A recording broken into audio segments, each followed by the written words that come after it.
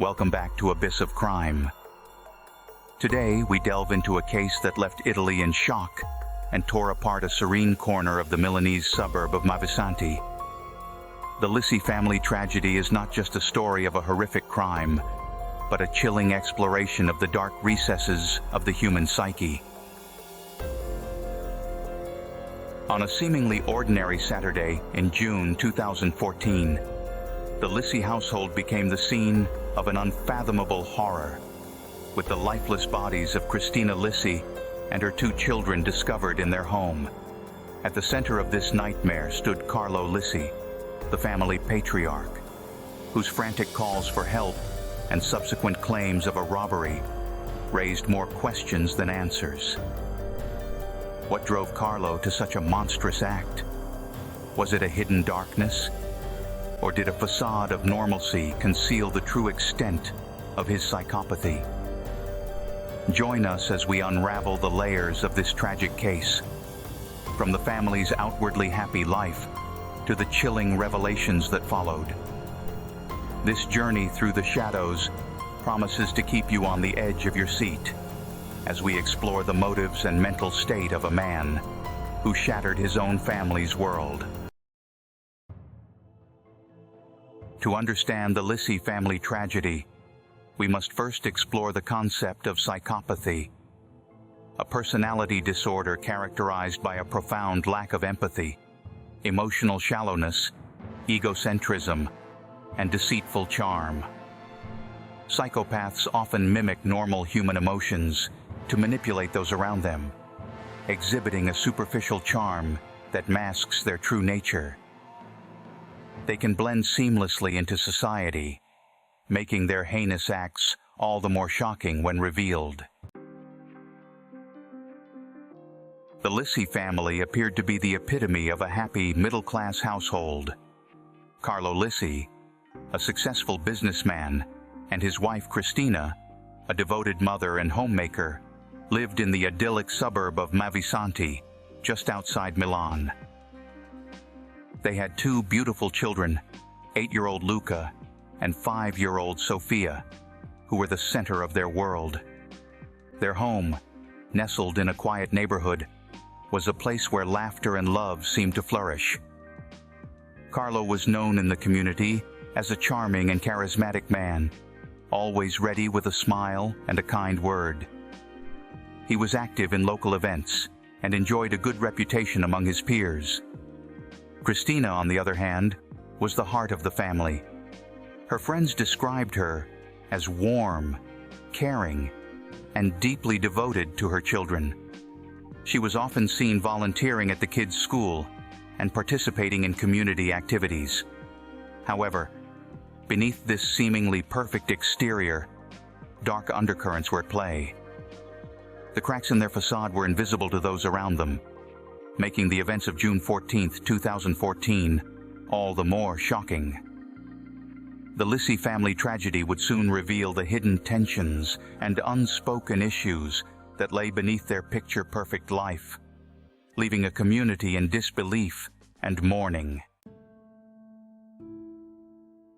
Christina Lissy was a woman who seemed to have it all.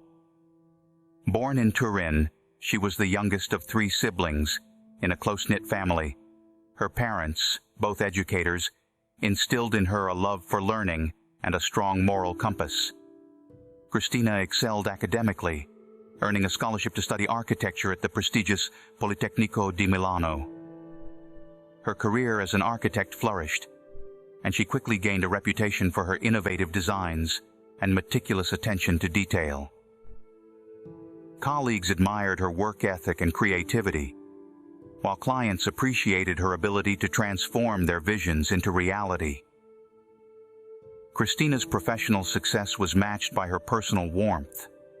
She was known for her kindness, generosity, and genuine interest in the lives of those around her. As a mother, Christina was deeply devoted to her children, Luca and Sofia. She was actively involved in their education and extracurricular activities, always making time for school events and weekend outings. Her bond with her children was evident in the joy they shared and the love that permeated their home. Christina's untimely death was a tragedy that left a void in the lives of those who knew her. She was a successful career woman, a loving mother, and a cherished friend. Her vibrant personality and unwavering dedication to her family made the loss all the more profound, casting a long shadow over the idyllic suburb of Mavisanti. Carlo Lissy's life began in the industrial town of Monza, where he was born into a family with a complex dynamic. His father, a strict and authoritarian figure, ran a successful manufacturing business, while his mother, a homemaker, was the more nurturing influence in his life. Carlo's upbringing was marked by high expectations and a constant pressure to succeed, instilled primarily by his father. From a young age, Carlo exhibited traits that would later be recognized as early signs of psychopathy. He was charming and persuasive, often able to talk his way out of trouble. However, he also displayed a troubling lack of empathy, manipulating friends and family members to get what he wanted. His academic performance was stellar, but his relationships were superficial and transactional. Carlo pursued a degree in business administration, following in his father's footsteps. He quickly climbed the corporate ladder, known for his sharp mind and ambitious drive. His colleagues saw him as a charismatic leader, but those who knew him more intimately described a man who was cold, calculating, and prone to bouts of anger when things didn't go his way. Carlo and Christina's relationship began like a storybook romance. They met at a mutual friend's party in Milan, where Carlo's charm and Christina's warmth instantly drew them to each other. Carlo was captivated by Christina's intelligence and beauty, while Christina was impressed by Carlo's confidence and ambition. Their courtship was swift, filled with romantic dinners, spontaneous getaways, and heartfelt conversations about their dreams and future together. Their wedding was a grand affair, attended by family, friends, and colleagues. Carlo and Christina seemed like the perfect couple, complementing each other's strengths and supporting each other's ambitions. They settled into their new life in Mavisanti, where they built a beautiful home and started a family. Luca and Sofia were born within a few years, and their arrival brought immense joy to the couple. However, beneath the surface of their seemingly perfect life, cracks began to form. Carlo's controlling nature and need for dominance clashed with Christina's independent spirit. While Christina focused on her career and the children, Carlo's business endeavors often kept him away from home, creating a growing distance between them. Christina's friends noticed that she seemed more stressed and withdrawn, but she rarely spoke about her marital problems, preferring to maintain a facade of happiness. Carlo's charm masked deeper issues, his infidelity and secret life in Milan. He had multiple affairs and engaged in activities that he kept hidden from Christina.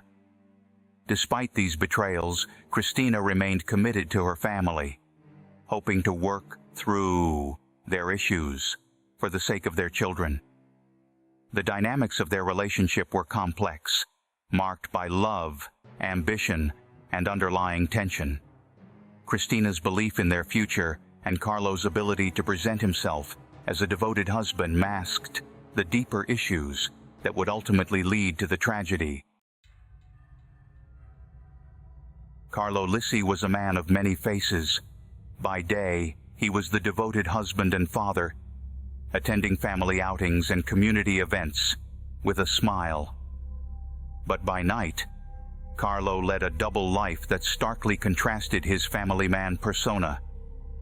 His secret activities in Milan included multiple affairs, clandestine meetings, and a penchant for high-stakes gambling. Carlo's affairs were not mere fleeting encounters, but involved intricate deceptions and emotional manipulation. He maintained relationships with several women simultaneously, each unaware of the others. One such woman, Elena, a young marketing executive, believed Carlo was on the brink of leaving his wife to start a new life with her. He showered her with expensive gifts and promises, all while returning home to his unsuspecting family in Mavisanti. He frequented exclusive clubs and bars in Milan, where he was known as Mr. L, a charming and affluent businessman. These establishments were his playground, where he indulged in reckless behavior far removed from his suburban life.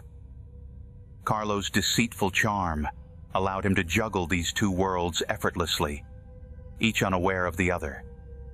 His emotional shallowness was evident in how he treated those around him as mere pawns in his elaborate game. He lied without hesitation, manipulated emotions, and exhibited a complete lack of remorse for his actions. Specific incidents, such as a heated argument with a mistress over broken promises or a near exposure during a gambling binge, highlighted his ability to extricate himself from tight spots with practiced ease. The day of the incident. Saturday, June 14, 2014, began like any other day in the Lissy household. The sun was shining, and the neighborhood of Mavisanti was bustling with the weekend's activities. But for Carlo Lissy, this day would mark the culmination of a sinister plan. Around noon, the tranquility of the suburb was shattered by Carlo's frantic calls for help. Neighbors rushed to the scene, and what they found inside the Lissy home was nothing short of a nightmare. Christina Lissy lay lifeless in the living room, and the bodies of Luca and Sofia were discovered in their bedrooms. The sight was gruesome, and the air was thick with the stench of death. Carlo, seemingly distraught, claimed that they had been the victims of a violent robbery gone wrong. He told the police that he had returned home to find his wife and children brutally murdered. His voice quivered as he recounted the events, and tears streamed down his face. But something about his behavior struck the authorities as odd.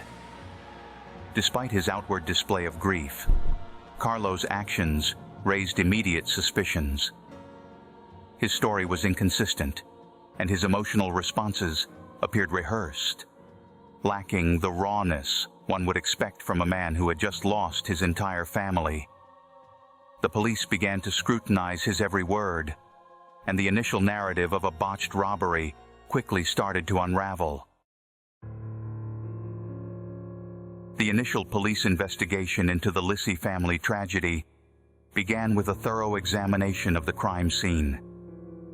As officers combed through the Lissy household, it quickly became apparent that the scene had been staged to resemble a robbery. Drawers were pulled open, items were scattered, but nothing of significant value seemed to be missing. This immediately raised red flags for the investigators. Carlo Lissy's inconsistent statements only fueled their suspicions. He claimed to have returned home to find his family brutally murdered, yet his timeline of events was murky. He initially stated he had been out running errands, but couldn't provide a clear account of his activities during the crucial hours. His behavior also seemed off.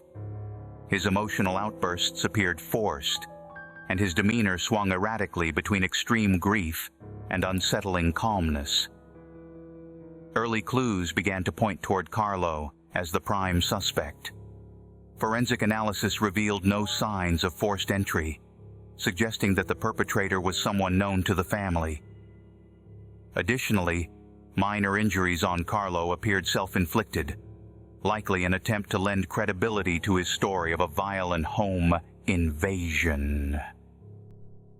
Neighbors reported hearing heated arguments in the Lissy household in the days leading up to the incident. further casting doubt on Carlo's robbery narrative.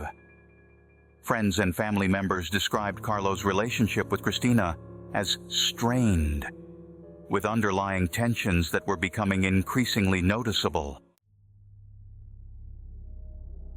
Carlo Lissy's descent into darkness reached its peak as he began meticulously planning the horrific crime that would shock the tranquil suburb of Mavisanti. His motivations were rooted in a toxic blend of financial desperation, a desire for control, and a twisted sense of liberation from the constraints of his double life. The planning phase was methodical and coldly calculated. Carlo's online activity revealed a disturbing pattern of searches related to committing the perfect crime. He researched various methods of murder, ways to stage a crime scene, and even the psychological profiles of individuals who had successfully deceived law enforcement. These searches painted a grim picture of a man deeply invested in ensuring the success of his heinous plan. Carlo took several steps to prepare for the crime. He began by isolating Christina emotionally, creating a narrative of marital discord that he could later use to justify his actions. He also took out a substantial life insurance policy on Christina, framing it as a precautionary measure for their family's future. This move would later be seen as a significant indicator of premeditation. In the weeks leading up to the crime, Carlo started removing valuables from their home and storing them elsewhere, ensuring that the staged robbery would appear more convincing. He also made several purchases, including gloves, rope, and other items that would later be identified as tools used in the crime. These purchases were made discreetly, but not discreetly enough to escape the notice of diligent investigators. The night of June 14, 2014, will forever be etched in the annals of Mavisanti's history as the night of unspeakable horror. Carlo Lissy's plan came to a gruesome fruition, executed with a cold and methodical precision that left no room for mercy. As the family settled into their evening routine, Carlo played his part to perfection. He helped put Luca and Sofia to bed, reading them a story and kissing them goodnight. His demeanor was calm, a stark contrast to the storm brewing within. Once the children were asleep, Carlo turned his attention to Christina. In a premeditated move, he initiated a confrontation with Christina, escalating a minor disagreement into a heated argument. This was a calculated step to disorient her and create a chaotic atmosphere. As Christina's defenses were lowered, Carlo struck with a brutal efficiency. Using a rope he had purchased weeks earlier, he strangled her, his actions swift and merciless.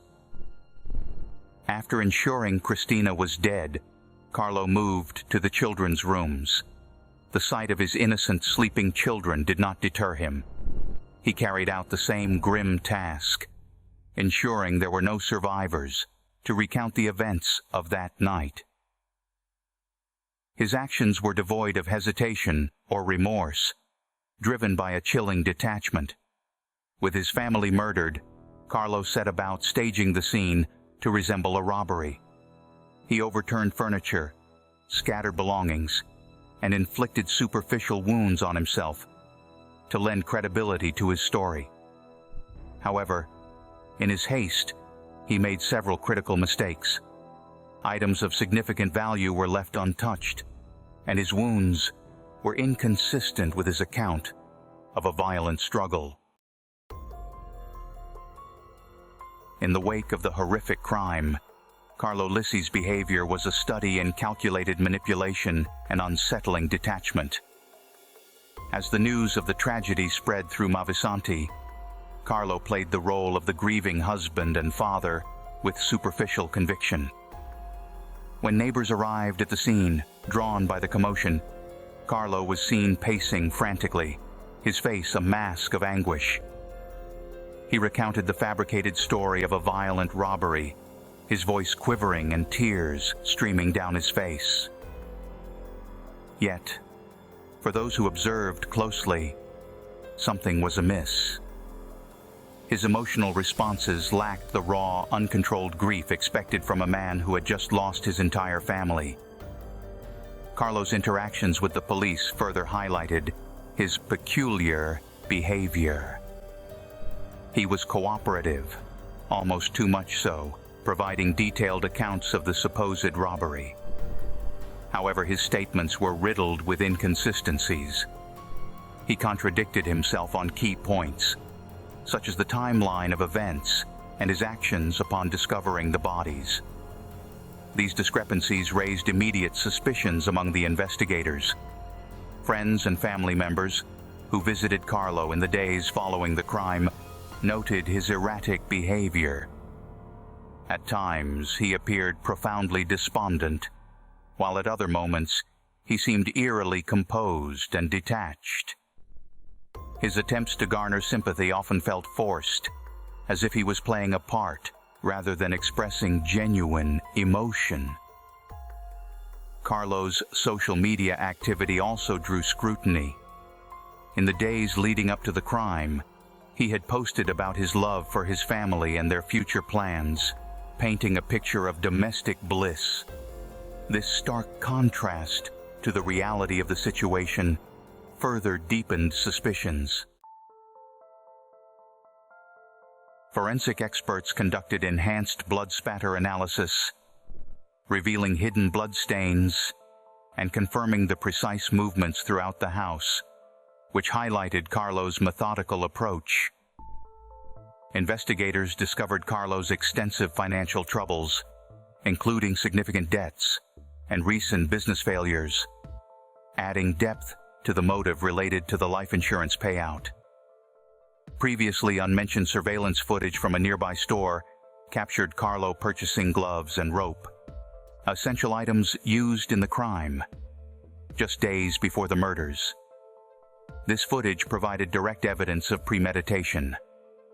A comprehensive psychological evaluation of Carlo offered insights into his lack of remorse and deep-seated psychopathic traits, helping the jury understand the psychological profile of a man capable of such acts.